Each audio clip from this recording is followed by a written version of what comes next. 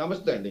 వెంకటేశ్వర రెడ్డి గారు, ప్రస్తుతం సరే ఏదైతే సరే కేసులు ఈ సంబంధించినటువంటి బెయిల్లు ఇవన్నీ కొంచెం పక్కన పెడితే, ప్రస్తుతం ఉన్నటువంటి రాష్ట్రంలో సమస్యలు పక్కన పెడితే, అసెంబ్లీ సమావేశాల విషయంలో ఎందుకు వైసీపీ తెలుసు కదా ప్రతిపక్ష హోదా ఇవ్వదన్న విషయం పర్టికులర్గా బాగా తెలుసు. అది ముఖ్యంగా జగన్మోహన్ రెడ్డికి బాగా తెలుసు. అయినప్పటికీ రాష్ట్రంలో ఇన్ని సమస్యలు ఉంటే కేవలం బయట ఏదో మీడియా సమావేశాలు పెట్టో దాని వరకు పోరాటం కూడా మంచి ప్లాట్ఫామ్ని ఎందుకు మిస్ చేసుకుంటున్నారు? వాస్తవంగా ప్రతిపక్ష హోదా ఇస్తేనే ప్రజా సమస్య మీద పోరాడేటువంటి అర్హత ఉన్నట్ట ఏమంటారు? ముందుగా మెగా 9 వీక్షకులకి, ప్యానెల్లో ఉన్న పెద్దలకి, రాష్ట్ర ప్రజలకి, రహీం గారికి శుభ సాయంత్రం. మానవుడే మహనీయుడు, మనిషే దేవుడు, సత్యమేవ జయతే. ఇక మీరు అన్న క్వశ్చన్కి నేను ఒక మాట అడుగుతాను. జగన్మోహన్ రెడ్డి గారు అసెంబ్లీకి రాలేదనే మీరు నిరుద్యోగ భృతి ఆపేశారా? జగన్మోహన్ రెడ్డి గారు అసెంబ్లీకి రాలేదని ఇది 33 లక్షల ఇళ్ల పట్టాలు రద్దు చేసిన వాళ్ళకి ఇళ్ల పట్టాలు ఆపేశారా? జగన్మోహన్ రెడ్డి గారు అసెంబ్లీకి రాలేదనే పోలవరం ఆపేశారా? జగన్మోహన్ రెడ్డి గారు అసెంబ్లీకి రాలేదనే ఆడబిడ్డ నిధి ఆపేశారా? జగన్మోహన్ రెడ్డి గారు అసెంబ్లీకి రాలేదనే స్టీల్ ప్లాంట్ అమ్మేశారా? జగన్మోహన్ రెడ్డి గారు అసెంబ్లీకి రాలేదనే సుగాలి ప్రీతి కేసు పక్కన పెట్టారా? జగన్మోహన్ రెడ్డి గారు అసెంబ్లీకి రాలేదనే 33,000 మంది మహిళల్ని తిరిగి తీసుకురాలేదా? జగన్మోహన్ రెడ్డి గారు అసెంబ్లీకి రాలేదనే వాలంటీర్ ఉద్యోగాలకు 10,000 రూపాయలు మేము ఇస్తామని చెప్పేసి వాలంటీర్లందరినీ తీసేశారా? జగన్మోహన్ రెడ్డి గారు అసెంబ్లీకి రాలేదనే ఆడబిడ్డల మాన ప్రాణాలకు రక్షణ ఇవ్వట్లేదా? జగన్మోహన్ రెడ్డి గారు అసెంబ్లీకి రాలేదనే రాష్ట్రంలో ఈ దాడులు దాష్టికాలు కొనసాగిస్తున్నారా? ఈ ప్రభుత్వం ఏదైనా ఒకటి ప్రశ్నిస్తే ఎందుకు నిరుద్యోగ భృతి ఇవ్వలేదు అంటే, తిరుపతి కొవ్వులో తిరుపతి లడ్డూలో ఎనిమల్ ఫ్యాట్ కలిసిందని ఒక ఆయన అంటాడు. ఎందుకు ఈ ప్రభుత్వం పోలవరం ఆపేసింది అంటే తిరుపతిలో పంది కొవ్వు కలిసిందని ఒకడంటాడు. ఎందుకు ఈ ప్రభుత్వం సుగాలి ప్రీతి కేసు పక్కన పెట్టింది అంటే తిరుపతి దాంట్లో అపచారం జరిగిందని ఒక ఆయన అంటాడు. ఇక్కడ మేమేమంటున్నామంటే, ప్రభుత్వం ప్రజల అధికారం ఇచ్చినప్పుడు, మీకు సబ్సెంట్ మెజారిటీ ఉన్నప్పుడు మీ పని మీరు చేసుకొని పోవాల్సింది పోగొట్టి ప్రతి దానికి ఏదన్నాడు జగన్మోహన్ రెడ్డి గారు గతంలో ఇది చేశారు, గత ప్రభుత్వం ఇది చేసింది, వైఎస్ఆర్సీపీ పార్టీ ఇది చేసింది. ఈ ప్రభుత్వం వచ్చి 2 సంవత్సరాల కాలమైంది. ఈ 2 సంవత్సరాల కాలంలో ఇప్పటి వరకు మేమేం చేశాము, ఇక భవిష్యత్తులో ఏం చేయబోతున్నాము అనేది చెప్పడం మానేసి, గతంలో 14 నుంచి 19 వరకు 5 ఏళ్లు వాళ్లే పరిపాలించారు. ఇప్పుడు వచ్చి మళ్ళీ 2 ఏళ్ళు అయింది. గతంలో తీసుకున్న అమరావతి రైతుల దగ్గర తీసుకున్న భూములకి ఇంతవరకు డెవలప్ చేసిన ఇళ్ల ప్లాట్లు ఇవ్వలేదు. సాక్షాత్తు ఒక ఎమ్మెల్యే ఎదురుగా, మంత్రి గారు ఎదురుగా తన భూమి లాక్కొని ఇంతవరకు ప్లాట్ ఇవ్వలేదని చెప్పేసి మనోవేదనతో గుండాగి చనిపోయాడు రైతు. ఒక్క సామాజిక మాధ్యమంలో, ఒక్క టీవీలో గాని, ఒక్క పేపర్లో గాని ఆ ఇష్యూవే బయటికి రానికుండా చేస్తుంది ప్రభుత్వం.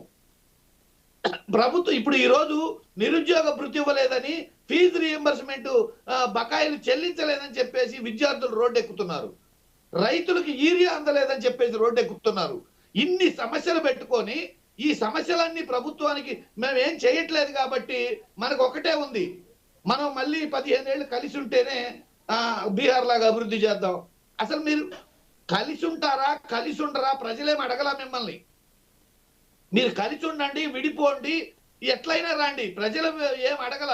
అంటే మీకు కలిసి లేకపోతే పడిపోతామని, కలిసి లేకపోతే ప్రజలు మిమ్మల్ని పక్కన పెడతారని, అందరం కలిసి ఉంటేనే ఈ ప్రజా వేడిని తట్టుకోగలమని, ఈ అసంతృప్తిని తట్టుకోగలమని మీకు మీరే అనుకొని పదే పదే పదే పదే ఆ జపం జపిస్తున్నారా?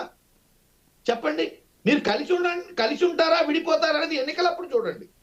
ఎన్నికలప్పుడు చూడండి. పద్దాకలు అదే మాట మాట్లాడుతున్నారంటే, ఎప్పుడు జరగని విషయాల్ని, అసలు ఏమీ జరగని విషయాల్ని అపవాదులను తీసుకొచ్చి మేదేస్తున్నారంటే, ఒక్క మా మీద కాదు, వాళ్ళు అనుకుంటున్నారు వైఎస్ఆర్సీపీని టార్గెట్ చేశాము, వైఎస్ఆర్సీపీ నాయకుల్ని టార్గెట్ చేశాము అని అనుకుంటున్నారు.